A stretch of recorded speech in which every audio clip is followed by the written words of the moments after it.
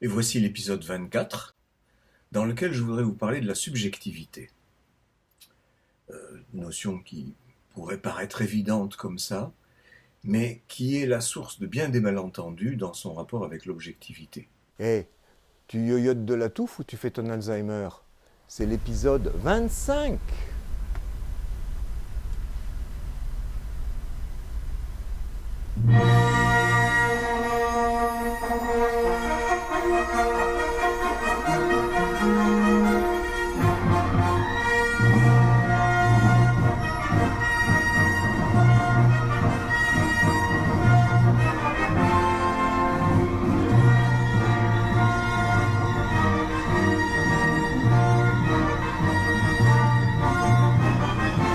Comme je sors de l'hôpital Pompidou où j'ai été opéré d'un rein qui était complètement bouffé par un cancer, j'ai eu l'occasion de me rendre compte, si je m'en étais pas rendu compte auparavant, de la façon dont la médecine fonctionne d'une manière objective. C'est-à-dire que les médecins ont assez peu passé de temps avec moi. Certes, ils m'ont regardé, ils m'ont écouté à minima, ils m'ont palpé le ventre, bon.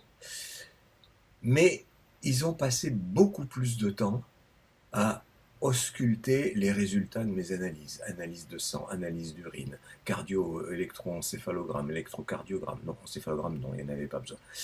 Euh, Scanner. Bon. Et c'est là-dessus qu'ils fondaient leur diagnostic et la conduite à tenir. C'est-à-dire que mon corps a été complètement objectivé. Et je ne dis pas que c'est une mauvaise chose, c'est une excellente chose que la médecine objective ainsi le corps.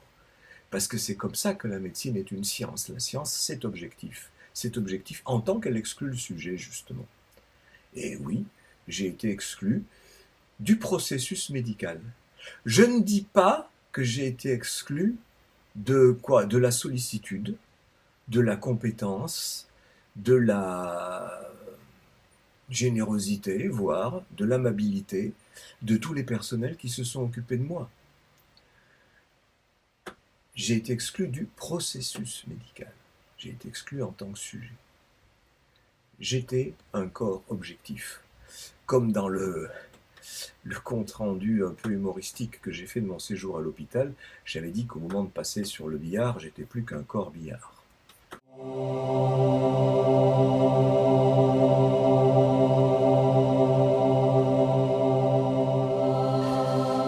bien, c'est ce que j'aimerais développer aujourd'hui en contraste. Qu'est-ce que la subjectivité?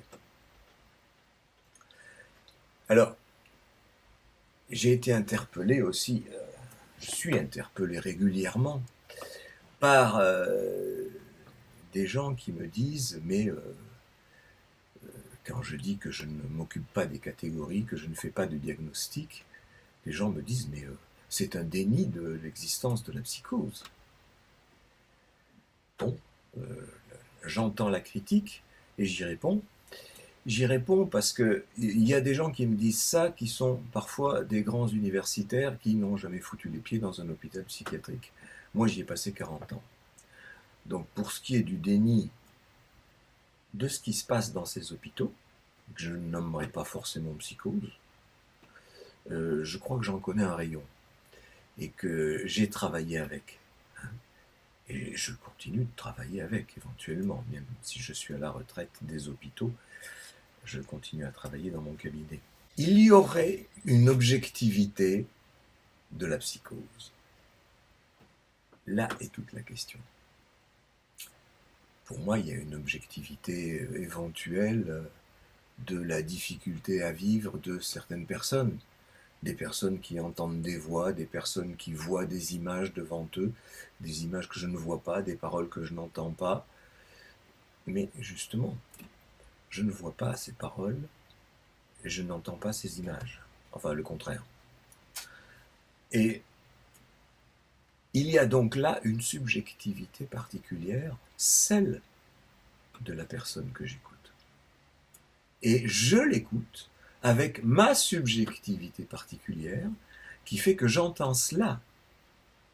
cela qui est dit par cette personne, qui ainsi manifeste sa subjectivité, j'entends cela de manière subjective, c'est-à-dire en n'en faisant pas un objet arrangé dans une catégorie.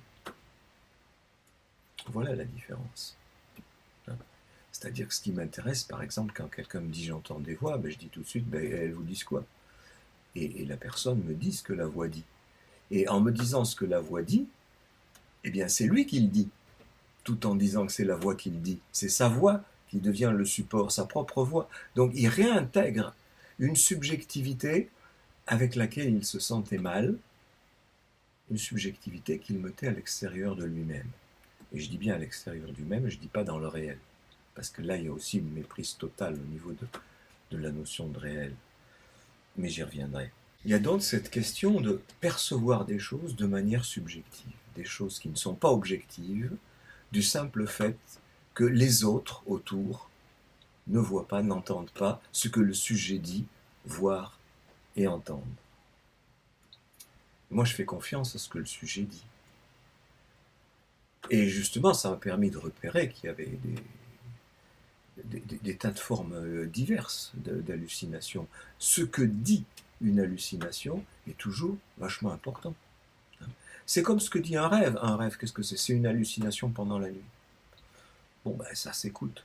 Ça s'écoute au lieu de se ranger dans la catégorie des c'est du délire onirique, ça ne nous intéresse pas. Ça nous intéresse bien moins que ce qui se passe au quotidien, par exemple. Parce que ça peut être une réaction de beaucoup de gens. Qu'est-ce que j'en ai à faire des rêves? Oui, mais justement, c'est là où se manifeste une subjectivité. Une subjectivité parce que mon rêve, au moment où je le fais, personne ne le voit, personne ne l'entend. C'est là où j'ai une commune manifestation, une commune expérience avec celui dont on dit qu'il est dans la psychose ou dans l'autisme éventuellement. Parce que si après on se met à faire des débats autour de non, il est psychotique, mais moi je vous dis qu'il est autiste, mais pas du tout, moi je vous dis qu'il est maniaco-dépressif, mais non, pas du tout, c'est une psychose hystérique, parce que ça c'est le genre de débat que j'ai entendu des centaines de fois dans les hôpitaux, et ailleurs dans les amphithéâtres, des colloques et des écoles de psychanalyse. C'est pas le bon débat. Ça, c'est le débat de l'objet dont les sujets se demandent dans quelle catégorie ils vont le mettre. En partant de ce principe que la psychose existe, que c'est un fait objectif. Encore une fois, pour moi, le fait objectif, c'est qu'il y a des gens qui entendent des choses, qui voient des choses que je ne vois pas et que je n'entends pas. Et je me fous pas mal de la catégorie dans laquelle ça rentre. Ce qui m'intéresse, c'est vraiment ce que le sujet, depuis sa position subjective, en dit lui. Et donc ce que j'entends moi, de ma position subjective, et ma position subjective, elle est aussi importante que la sienne, parce que c'est parce que j'ai pris cette position de ne plus faire attention aux catégories, que je peux véritablement entendre ce que me disent ces sujets, parce qu'il n'y a plus la grille catégorielle entre moi et lui. L'un des analysants que j'ai en contrôle en ce moment m'a dit il y a peu la difficulté qu'il avait à entendre un préadolescent qui lui racontait qu'il entendait des voix. Et lui, mon analysant, me disait mais j'étais très embêté, très gêné, parce que pendant que je l'écoutais, j'arrêtais pas de me demander mais est-ce qu'il est psychotique ou est-ce qu'il ne l'est pas? Parce que, en dehors du récit des voix qu'il entend, il est comme vous et moi, il a un discours tout à fait intelligent, remarquable, constructif, cohérent. Alors, je lui ai répondu, mais ça veut tout simplement dire que vous croyez encore en la psychose, c'est-à-dire en une objectivité de la psychose. Alors que ce qui est important, c'est pas de savoir s'il est psychotique ou pas, c'est de savoir ce que disent ces voix, encore une fois. Et d'où elles viennent. Parce que moi, chaque fois que j'ai eu affaire à des gens qui entendaient des voix, par exemple, non seulement je leur demandais ce que la voix disait, mais je leur demandais d'où elle venait. Si elle sortait du mur, si elle venait de derrière, de devant, du côté. C'est toujours important. Ça permet au sujet de s'orienter. par rapport à cet autre qui est un autre lui-même, mais qu'il ne reconnaît pas comme lui-même. C'est-à-dire une subjectivité qu'il a objectivée. Mais objectivée pour lui, dans sa position subjective. Et qui n'est pas objective pour les autres, qui justement n'y entendent rien et n'y entendent rien, ont tendance eux aussi à objectiver, c'est-à-dire à avoir cette première réaction qui consiste à dire « Ouh là là, c'est de la psychose ». Ah oui, mais pourtant, il me parle aussi comme vous et moi dans d'autres moments. Alors quoi? En tout cas, pour moi, ce n'est pas la bonne question. Ce n'est pas la bonne position subjective, en tout cas pour moi, et donc je pense pour un analyste. Il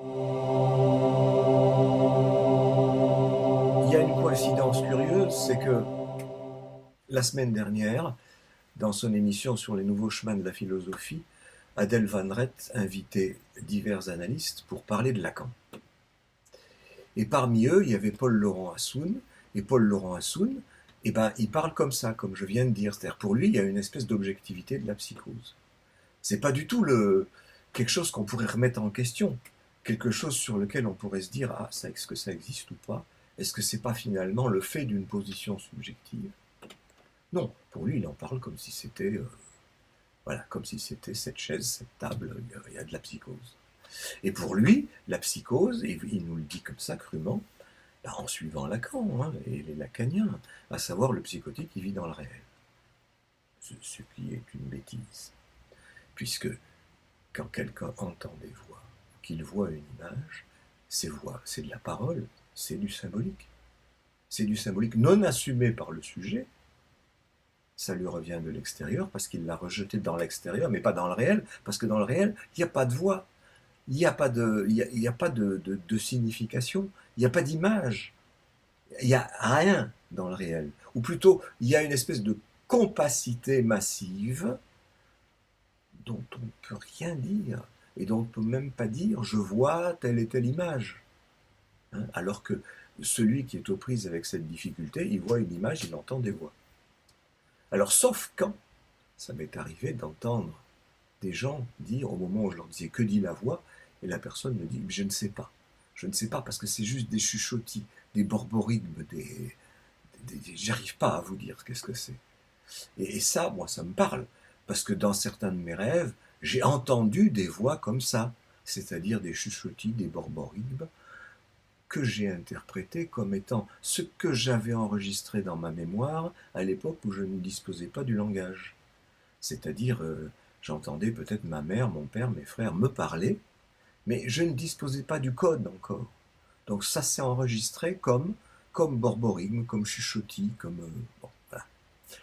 Et pour moi, c'est enregistré à l'intérieur, mais pour certaines personnes, apparemment, ça s'est enregistré à l'extérieur. C'est resté dans une position subjective comme quelque chose d'extérieur.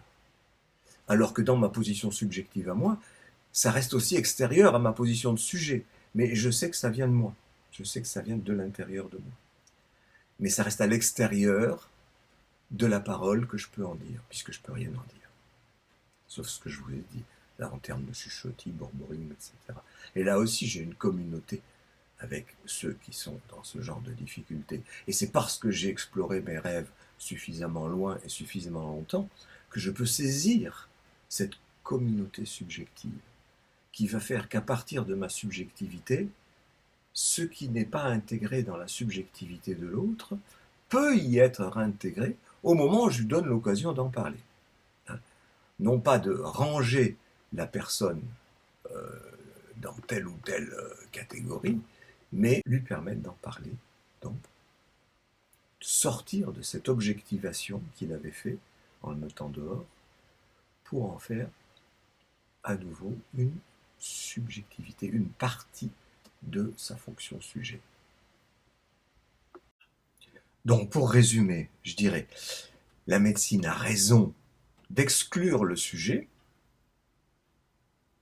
parce que c'est en objectivant le corps dans ses organes et le fonctionnement des organes, c'est comme ça qu'elle parvient à obtenir les résultats si extraordinaires qu'on doit bien le reconnaître.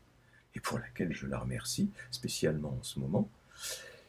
Et en tant qu'analyste, j'ai raison de m'éloigner de la médecine au point d'en prendre le contre-pied absolu, c'est-à-dire ne pas faire de diagnostic.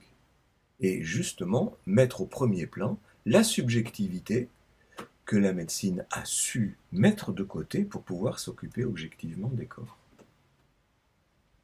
Maintenant qu'il y ait des ponts entre les deux, certainement que c'est possible. Il y a certainement des médecins qui savent entendre des subjectivités. Je ne le nie pas. Mais ça après, c'est des cas particuliers. Je parle là de la différence fondamentale entre médecine et psychanalyse. Vous savez qu'il y a un mouvement de psychanalystes qui protestent contre l'invasion des DSM, on en est au 6 ou au 7, j'en sais plus rien, au nom de, justement, cette psychopathologie magnifique qui serait névrose, psychose et perversion. Et de tout ce que de multiples gens très savants, psychiatres ou psychanalystes, ont pu gloser autour de cette trilogie, plus ou moins déclinée ensuite en hystérie, obsession, maniaco-dépressif, tout ce qu'on veut. Et que ça serait la bonne, la vraie psychiatrie française, à opposer au DSM, salaud d'américain sous-entendu. Moi non, je ne m'oppose pas du tout à ça, parce que le DSM, bien sûr, je suis contre, parce que c'est aussi une autre façon de faire des diagnostics. On fait des diagnostics comportementaux au lieu de faire des diagnostics structuraux. Mais ça revient au même, parce que dans les deux cas, on objective les sujets. Et c'est pourquoi je ne me joins pas à ces groupes de psychanalystes qui font signer des pétitions contre le DSM, mais au nom de la belle et grande psychopathologie psychiatrico-psychanalytique française, qui est une autre, encore une fois, qui n'est jamais qu'une déclinaison de l'objectivation que l'on trouve aussi dans le DSM. Puisque je parle d'objectivité, les objets sont dans la réalité, n'est-ce pas? Je ne dis pas dans le réel. De la même façon que lorsque quelqu'un entend des voix ou voit des images qu'il situe lui dans la réalité, je ne dis pas que ça revient dans le réel, comme le dit Lacan. C'est la fameuse formule de Lacan, ce qui est forclos du symbolique revient dans le réel. Ce qui pour moi n'a pas de sens, parce que, encore une fois, une voix qui dit des choses, qui dit des paroles tout à fait entendables, c'est du symbolique. C'est du symbolique, ça me parle. J'y entends quelque chose, et je le dis au sujet, qui peut du coup, lui aussi peut-être y entendre quelque chose, comme quoi ça viendrait de lui-même. Et ça arrive assez souvent à ce moment-là, que la personne puisse dire, oui bon, je sais bien, en fait c'est moi qui dis, mais n'empêche, j'entends la voix venir de l'extérieur. C'est déjà quand même un énorme progrès d'avoir pu entendre ça. Et bien il y a ce malentendu donc sur la notion de réel, qui est ici confondu avec l'extérieur du corps, même de la part de gens qui disent attention, il ne faut pas confondre le réel et la réalité. C'est ce que faisait Paul-Laurent Assoun dans cette émission que je viens d'entendre avec Adèle Van Rett, où il dit bien ça, il ne faut pas confondre réel et réalité, mais qui dit le psychotique, il vit dans le réel. Il n'interroge ni la notion de psychotique ni la notion de réel. Parce que ça lui semble évident qu'il y a de la psychose. Et il associe ça avec ce que dit Lacan aussi, le réel revient toujours à la même place. Et il fait allusion, évidemment, au fait que ce à quoi nous sommes confrontés, c'est à des répétitions. Les gens répètent, et spécialement, par exemple, les gens qui ont eu un trauma, eh bien le trauma se répète. Soit à la façon d'un rêve, soit à la façon d'un symptôme, mais il revient toujours à la même place. Et là, il y a vraiment un énorme malentendu sur la question du réel, parce que quand on dit « revient à la même place », ça suppose la notion de place. Qu'est-ce qu'une place? Et c'est comme une place de parking, c'est-à-dire un endroit qui est matérialisé et qui est vide, qui est un trou, et dans lequel on peut mettre quelque chose. Ça suppose donc d'avoir distingué le trou de quelque chose de surface, qui est en surface ou en volume qu'on peut mettre dans le trou. Le simple fait de faire la distinction entre deux choses, c'est symbolique. Le symbolique, c'est justement ce qui permet de faire la différence entre le noir et le blanc, le trou et la surface, l'homme, la femme, etc. Donc dire que c'est ça le réel, parce que ça revient toujours à la même place, c'est vraiment confondre le réel et le symbolique. Le symbolique que Lacan a lui-même défini, et que Lacan lui-même se prend les pieds dans le tapis, en donnant un exemple en particulier pour ce qui revient toujours à la même place, les étoiles. Les étoiles reviennent toujours à la même place. C'est vrai, dans la réalité. Rien à voir avec le réel, celui que j'ai rencontré dans mes rêves, et qui est, pour lequel il n'y a absolument pas question de place, ni même de répétition.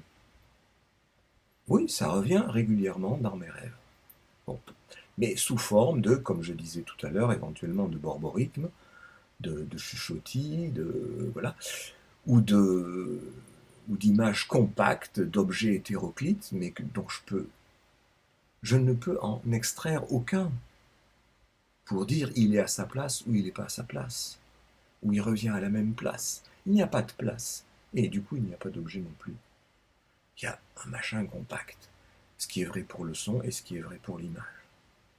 On ne peut pas distinguer dans le son non plus ces légères différences de son que sont les voyelles et les consonnes, qui peuvent faire des mots qui sont différents les uns des autres, qui permettent de faire des phrases qui sont différentes les uns des autres, qui permettent à un sujet de s'exprimer en tant qu'il est différent de tous les autres.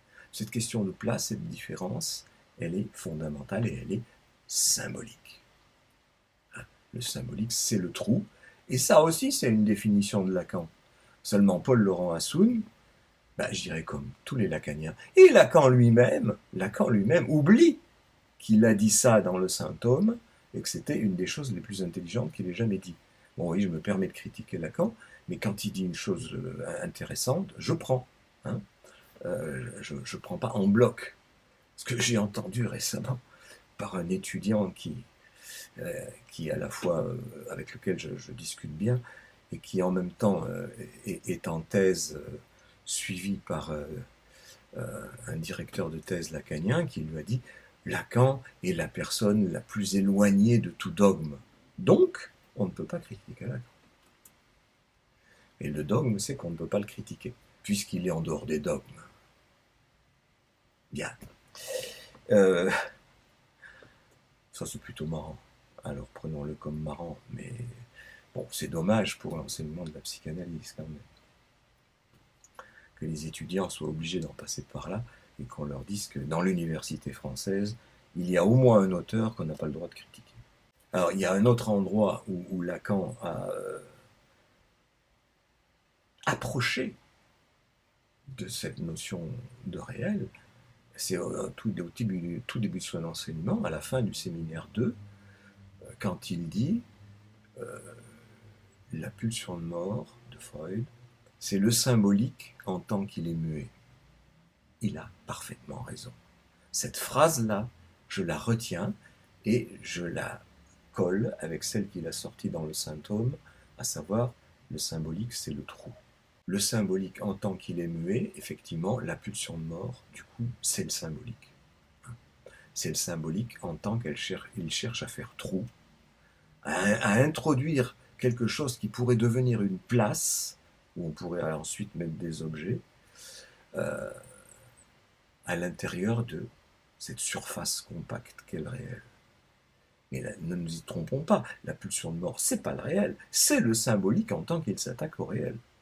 Et il répète parce que il ne parvient pas à fabriquer une représentation à partir de ce réel. Et donc, il se casse les dents, il recommence.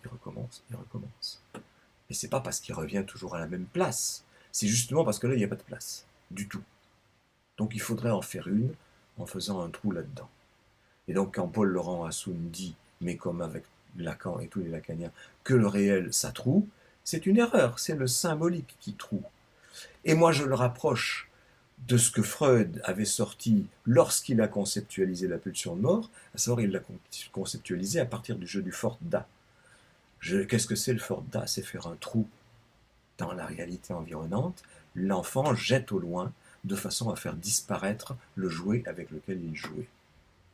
Il le fait disparaître, il peut aussi le détruire, le cacher, le casser. Il y a des tas de formes. Ou imaginer un incendie, ça arrive dans les dessins d'enfants. Ils imaginent beaucoup les accidents, les incendies, des choses comme ça.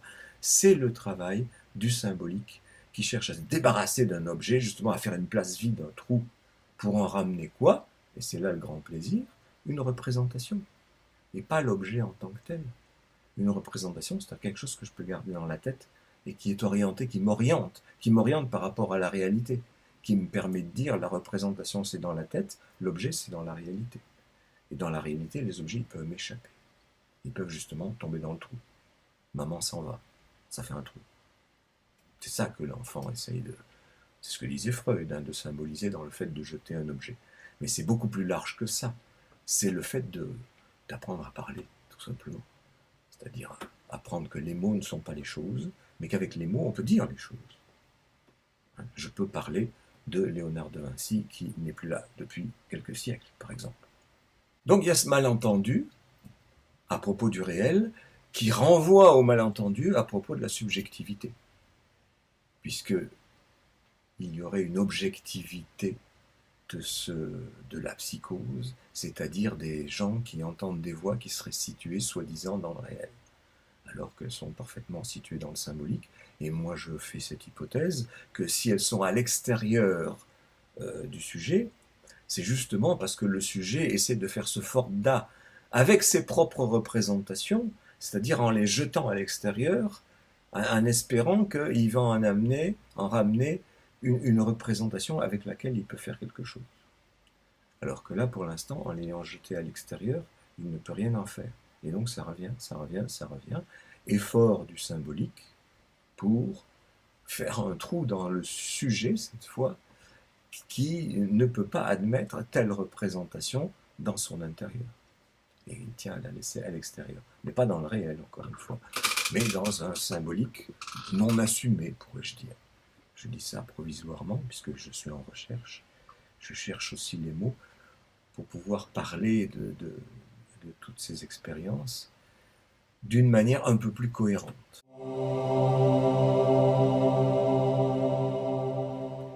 Alors, Paul Laurent Assoun, toujours dans cette émission d'Adèle Van Rett, continue à préciser ce qu'il en est de la répétition en l'associant à la jouissance, autre concept de Lacan.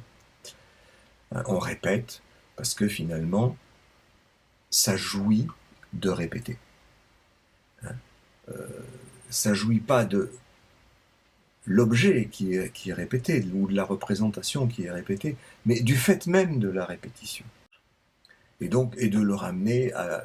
ça revient toujours à la même place. Je vais faire appel à ma subjectivité, parce que c'est la seule chose à faire quand on est dans le champ de la psychanalyse. À savoir, vous raconter mon histoire, globalement, pour une fois. Il y a quelque chose qui se répète dans mon histoire, c'est l'exclusion. Je l'ai assez dit dans d'autres vidéos, je me suis fait exclure de je ne sais pas combien d'institutions psychiatriques ou parapsychiatriques et de je ne sais combien d'écoles de psychanalyse.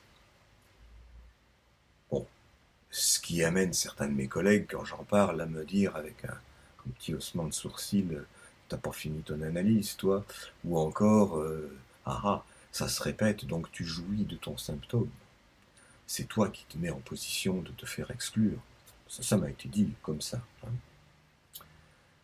Et effectivement, pendant des années, je me suis posé cette question, à savoir, quelle est la connerie que j'ai encore faite? Comment ai-je pu me mettre encore en position de me faire exclure? N'est-ce pas finalement de ma faute? Et c'est ce qui est dit finalement dans les propos des collègues quand ils me donnent le sympathique conseil de retourner en analyse pour explorer qu'est-ce qui jouit en moi dans cette répétition. Bien, je le sais à quoi ça a fait référence, cette répétition. ça fait référence à la façon dont j'ai été accueilli dans le monde. Quand je suis né, ma mère a fait un abcès au sein avec une fièvre de cheval, donc elle ne pouvait pas s'occuper de moi et donc surtout pas m'allaiter. Quelque part, c'est ma subjectivité qui le dit, ma mère n'avait pas supporté ma naissance. Elle n'avait pas envie de s'occuper de moi. Et elle avait trouvé le prétexte de la maladie. Donc, quelque part, arrivant dans le monde, inclusion dans le monde, j'en suis exclu. J'en suis exclu de la sphère maternelle. Et c'est pas seulement cette circonstance-là qui me fait dire ça, mais je l'ai corrélé après à une foule d'anecdotes qui par exemple, me ramènent à mon enfance où toute la journée je joue tout seul dans le couloir de la maison parce que j'ai pas de place. Hein. Bon, ce qui revient toujours à la même place. Je n'ai pas de place, je n'ai pas de lit, je n'ai pas de chambre. J'ai d'abord le petit berceau dans la chambre de mes parents, et quand je deviens plus grand, j'ai un lit d'appoint dans la salle à manger. Mes frères ont une place, ils ont une chambre. Ma grand-mère qui vit avec nous a une place, elle a une chambre. Moi, je n'en ai pas. Et donc, je joue tout seul dans le couloir pendant des heures, en espérant, pendant des heures, que ma mère vienne un petit peu jouer avec moi. Elle me promet toujours qu'elle va venir. Plus tard, tout à l'heure, bientôt, attends un peu. Puis elle vient jamais. Des fois, si, elle venait. Elle jouait 5 minutes et elle foutait le camp. Pourtant, elle n'avait pas de travail. C'était l'époque. Les femmes restaient à la maison. Et en plus, quand j'étais petit, ma grand-mère était là, qui était encore bon pied bon oeil. Donc elles étaient 2 femmes à la maison pour se partager les tâches ménagères. Et il n'y en avait pas une pour avoir le temps de s'occuper de moi. Je jouais tout seul.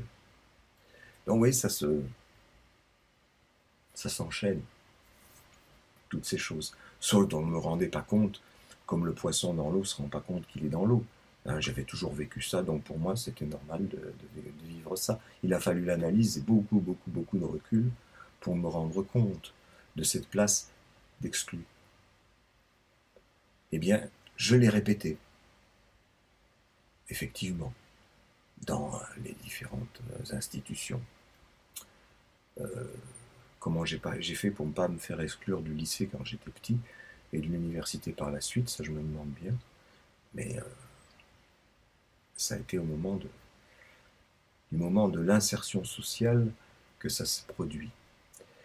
Alors, est-ce un symptôme? Oui, c'était un symptôme, tant que j'en étais à me dire, mais quelle connerie j'ai encore faite, mais c'est encore de ma faute, etc.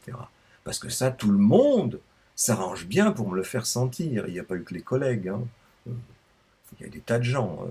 Les psychiatres, psychanalystes, ils étaient tous psychiatres, psychanalystes, et même lacaniens, qui m'ont jeté, comme Lacan a été lui-même jeté de l'international de psychanalyse,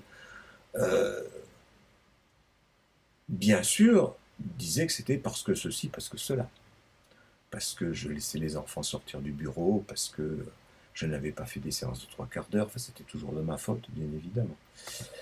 Eh bien, chose que en tout cas, je questionnais et que je reprenais à mon compte dans ma subjectivité. Ah oui, j'ai encore fait une connerie.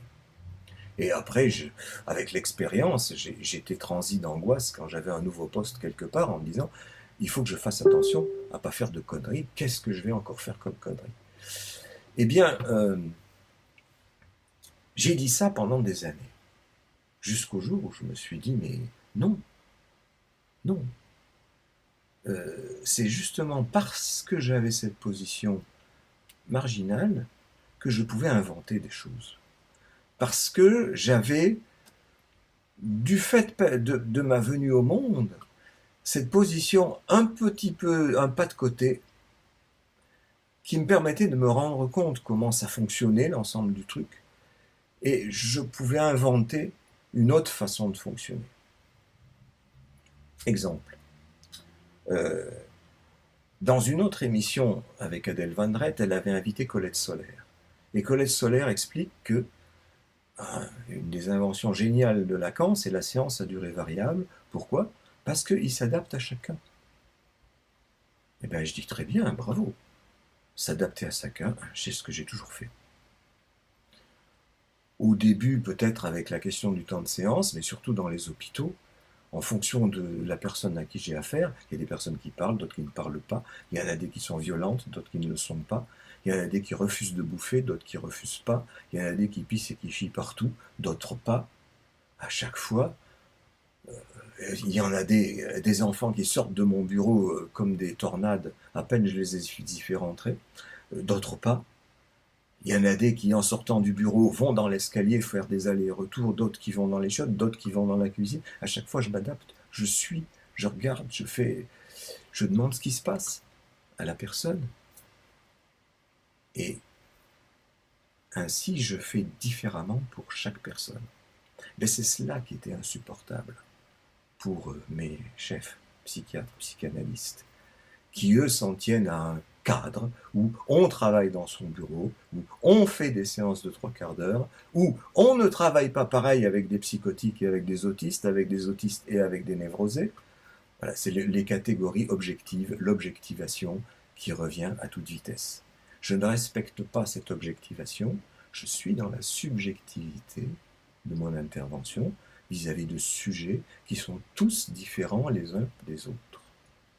Eh bien, c'est ma position de marginal qui m'a permis d'avoir cette position de sujet par rapport à d'autres sujets.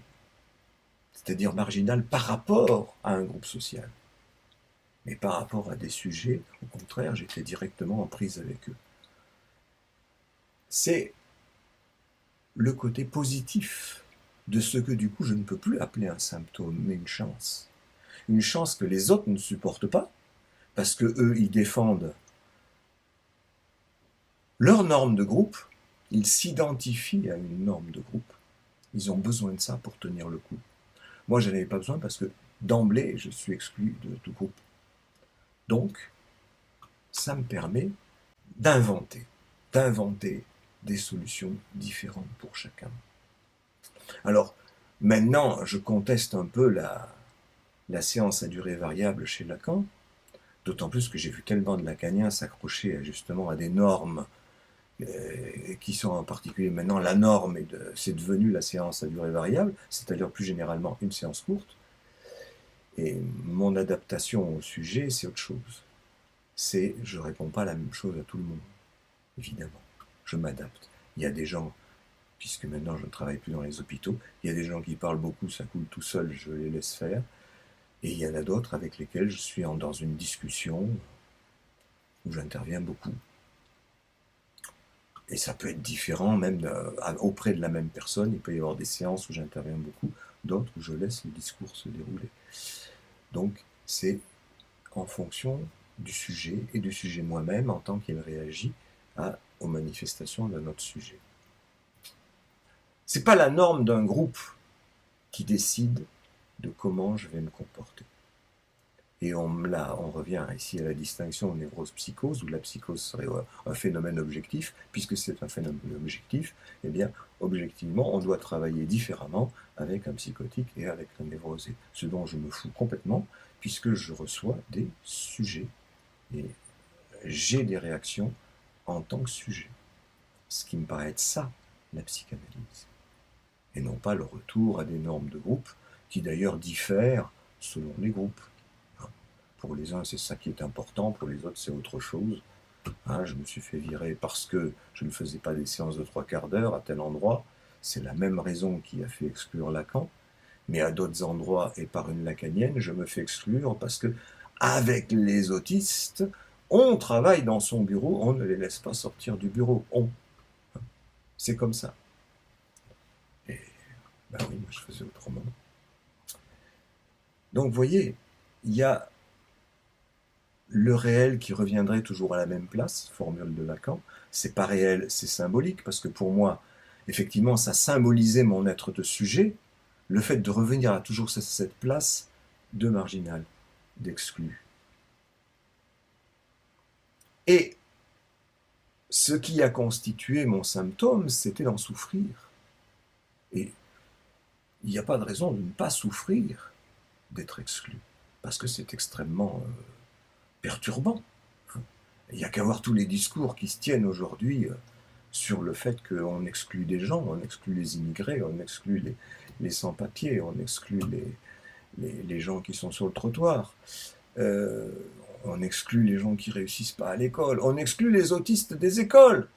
Alors que je trouve que c'est parfois très bien d'éviter à une personne d'emmerder toute une classe, alors qu'il faudrait s'en occuper en particulier et non pas au sein d'une classe. Enfin moi, ça se discute ça au cas par cas, toujours pareil, au niveau d'un sujet, d'une subjectivité. Eh bien, au lieu d'en souffrir, eh bien, en fin du compte, j'en tire gloire, parce que ça m'a permis d'inventer. Et d'inventer dans la pratique, en trouvant des solutions différentes pour chaque personne, et aussi dans la théorie, au sens où, ayant toujours un petit pas de côté, ça m'a permis de m'apercevoir qu'il y avait par exemple dans Lacan ou dans Freud des choses contestables. Ce que ne peuvent pas contester les gens qui sont dans la norme du groupe. Par exemple, Paul Laurent Hassoun qui ne s'aperçoit absolument pas de ces méprises au niveau du réel. Paul Laurent Hassoun qui est un professeur émérite à Paris 7, qui a tout lu, qui est un philosophe de base, apparemment il n'a pas lu ce que j'ai lu dans Lacan. Ça lui est passé au-dessus. Il n'a pas pu parce que, sans doute, il n'a pas la même subjectivité que moi. Il a une subjectivité qui est d'abord dans la norme du groupe. Il ne lui a pas permis de lire ce qui, justement, dans Lacan, faisait trou dans le corpus complètement brouillonneux, bouillonnant, foisonnant de Lacan, et qui permettait de trouver une cohérence là où il n'y en a pas. Et c'est ce qui m'a permis de trouver une cohérence entre théorie et pratique là où il n'y en a pas. C'est-à-dire que je l'ai dit des centaines de fois, dans la mesure où Lacan ne parle jamais de sa pratique, et Paul Laurent Hassoun non plus, il ne parle que de théorie, eh bien, il y a cette non-confrontation avec un objet extérieur. Hein. L'objet auquel il se confronte, c'est sans arrêt la théorie, la théorie, la théorie. Avec ces implicites dans la théorie, comme quoi la psychose existe, c'est un fait objectif, blabla. Et donc il faut trouver la façon générale de faire avec les psychotiques, ou la cause du fonctionnement de la psychose, c'est ce que Lacan a cru trouver avec sa question de la forclusion du nom du père, qui sont des spéculations théoriques, qui n'ont pas accepté la confrontation à ce qui reste dans la marge, en l'occurrence la pratique qui reste chez ces auteurs dans la marge de la théorie. On ne s'en occupe pas.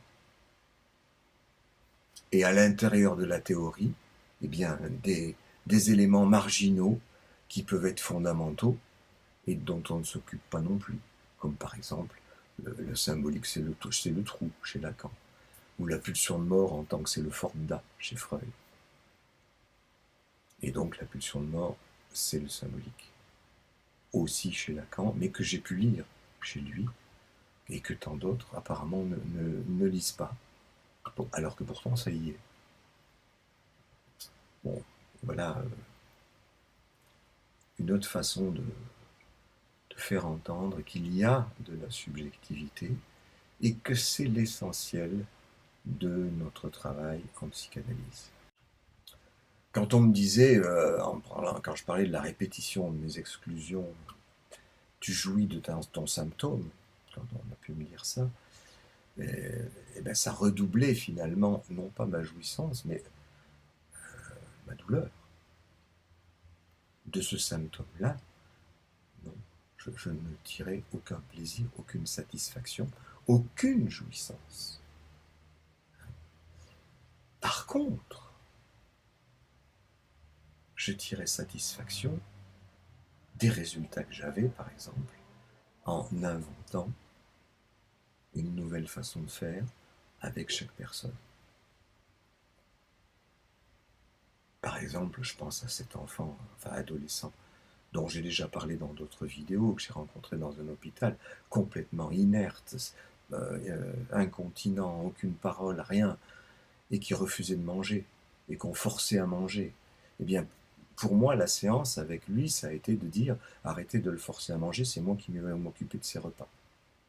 Chose complètement impensable dans la théorie et les méthodes habituelles de toute la psychanalyse.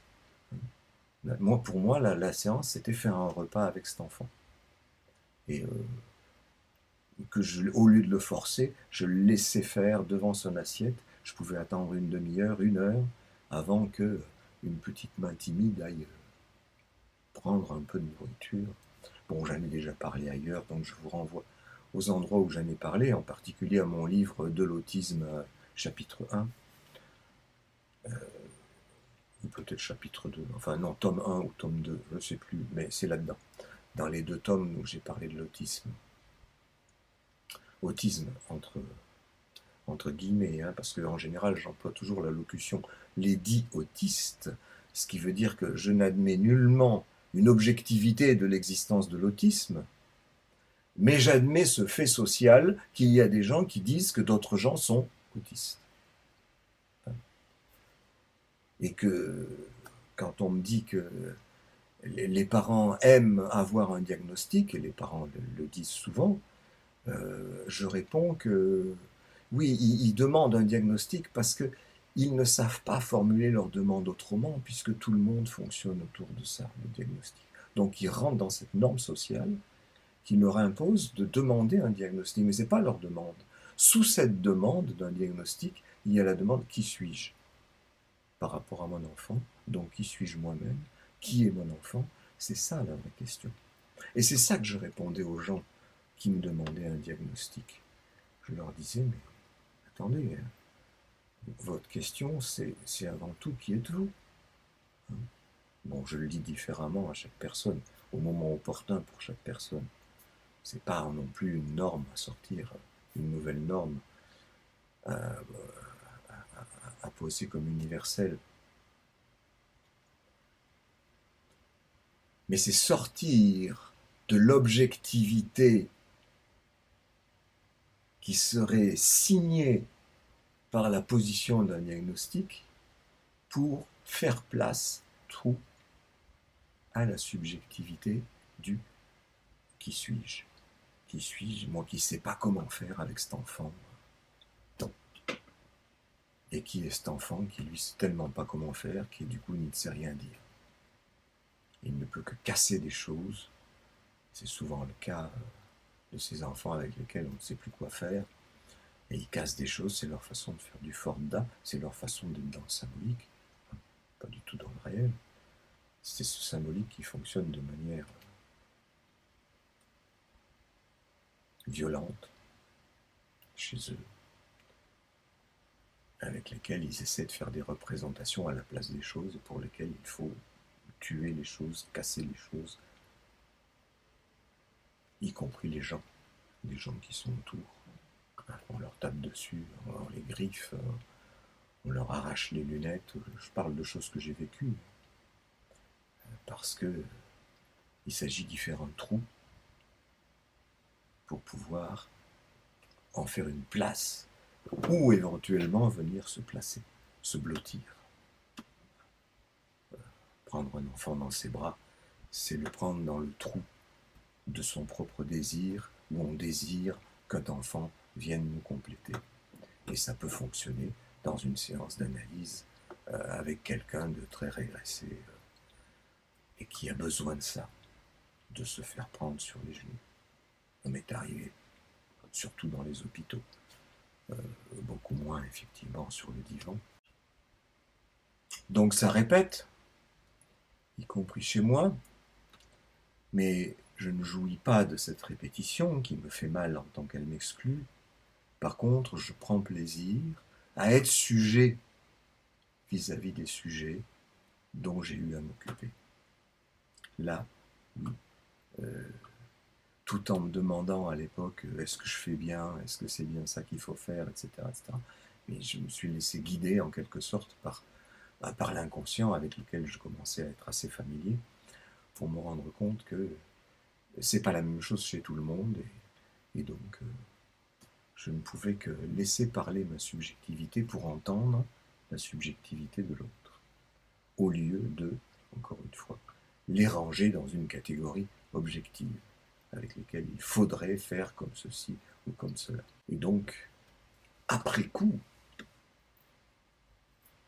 c'est après coup, très longtemps après, que je peux me rendre compte que, effectivement, je me suis mis en scène comme sujet dans mon travail, et que s'il y a eu répétition, c'est répétition de l'insupportabilité des institutions. C'est pas forcément ma répétition. Il se trouve que ça prend l'aspect d'une répétition. Mais c'est pas une addiction. L'addict à la cigarette, il sait bien que c'est dangereux pour la santé. Donc, on lui dit, ah, tu jouis de ton symptôme. C'est-à-dire que tu mets en scène le fait que ça te pourrit les poumons. Mais d'un autre côté, c'est peut-être aussi ce qui le fait sujet. Et donc il en a besoin. De la même façon que j'en avais besoin, mais moi ça ne me détruisait rien de l'intérieur, ça me faisait vivre pleinement mon métier, plus exactement, mais avec cette réaction des autres qui ne supportaient pas ce que je pouvais apporter de nouveau. De même dans les écoles de psychanalyse, où on n'a jamais supporté ce que je pouvais apporter de nouveau, comme, ne serait-ce que comme lecture de Lacan, ou comme le fait de parler de moi, ce qui est la mise en œuvre de la subjectivité, ce qui est l'invention de la psychanalyse lorsque Freud écrit la Traumdeutung en écrivant ses propres rêves. Parce que c'est là où il a vraiment inventé la psychanalyse, c'est-à-dire en laissant parler sa subjectivité publiquement. Et c'est pas du tout la même chose quand Freud parle de Dora, de l'homme au loup, etc., où là, il refait des gens des objets de recherche théorique, et où, dans la plupart des cas d'ailleurs, il s'est planté. C'est peut-être pas planté théoriquement pour l'explication des cas, mais il s'est planté pratiquement dans le fait qu'on sait que Dora a terminé à l'hôpital psychiatrique, que l'homme au loup n'a jamais été foutu de travailler, étant donné qu'il était payé par la communauté analytique pour les services rendus à la théorie. Et toute chose dont les adversaires de la psychanalyse se gaussent en disant Freud a menti, puisqu'il n'a pas, il a dit qu'il avait obtenu des résultats dont on sait historiquement que ces résultats n'étaient pas là. Et effectivement, je ne suis pas d'accord avec ce Freud-là. Mais c'est pas tous les Freud.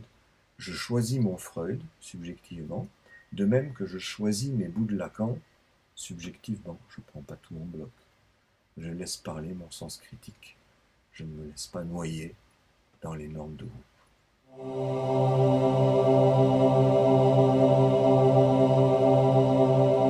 Alors, autre chose. Où commence la subjectivité ? Paul Laurent Assoun a opportunément rappelé l'histoire du stade du miroir, en rappelant l'historicité que tout le monde admet, à savoir Lacan serait parti de l'imaginaire avec le stade du miroir, puis il aurait conçu le symbolique, et enfin il aurait parlé du réel. Et cette conception historique et de la théorie, qui rejoint la théorie elle-même, constitue l'imaginaire, le réel et le symbolique comme des entités séparées, qu'on pourrait comme ça saucissonner. Et Paul Laurent Assoun rappelle que, eh bien voilà, la constitution du moi, c'est l'image du miroir. Il y a jubilation dans le miroir. Ça, c'est l'imaginaire. Et ensuite, dit-il, il y a confrontation à l'autre, le grand autre, c'est-à-dire une personne qui accueille cette jubilation au stade du miroir. Et là, dit-il, c'est là qu'il y a le sujet, c'est là qu'il y a le symbolique. Parce que dans la jubilation au stade du miroir, il n'y a que l'imaginaire. Bien, vous voyez, ce saucissonnage, il y a le stade du miroir, c'est l'imaginaire. Ensuite, la confrontation à l'autre, c'est le symbolique, c'est l'accueil par l'autre de cette jubilation. Moi, je pense qu'il n'y a pas l'un sans l'autre. Et c'est d'avoir travaillé pendant des années avec des enfants qui ne se reconnaissaient pas dans le miroir, ou qui étaient sur le point de se reconnaître dans le miroir, ou qui commençaient à se reconnaître dans le miroir, que j'ai pu me rendre compte que ce sont des choses qui se passent en même temps. Il n'est pas possible de se construire une image au miroir, de jubiler de sa propre image au miroir, s'il n'y a pas un accueil de quelqu'un. C'est-à-dire, un accueil, c'est ces bras ouverts dont je parlais tout à l'heure, ce trou qu'on peut faire dans son corps, ou à la limite de son corps, pour accueillir l'enfant en tant qu'entité distincte, mais éventuellement capable de combler mon désir aussi.